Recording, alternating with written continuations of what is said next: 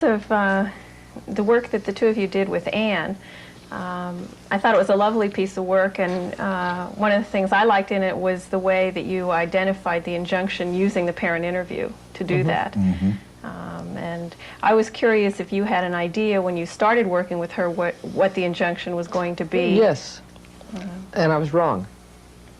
I assumed that the injunction would be don't be a girl, and that her feeling of never quite making it would be based on no matter how good she wasn't a boy.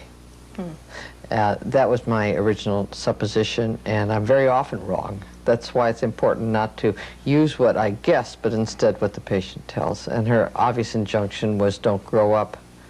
And a corollary to that is don't feel like you've made it. She certainly has made it in life. She's very successful for her age. But she doesn't feel as if she does, and that's why she's anxious. Yeah, and the day before, I had her in supervision work as a therapist, as she reported during the brags. And she started off scared. And then once she started to work, she did beautiful work.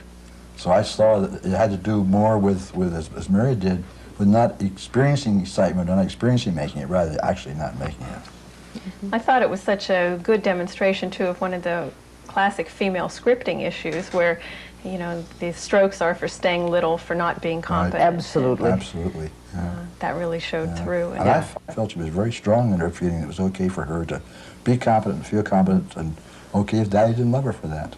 So you thought there was a redecision? I thought certainly she was well into it, and it's pretty hard to tell. I used my awareness of the way the body looks and the way the people have their faces look, the excitement that goes into their muscle structure and so on as part of my evidence. But she's the only one that can tell us. The only thing I particularly want to emphasize in this piece of work was the importance of recognizing that it isn't always a positive to change. Right, the dilemma that was shown. The dilemma was right. Beautiful in here. And that's why I'm sorry, go ahead. She loves Daddy. I think she can learn how to go home to Daddy and be a soft little girl. That's how we first started with the idea of the redecision must come from the child.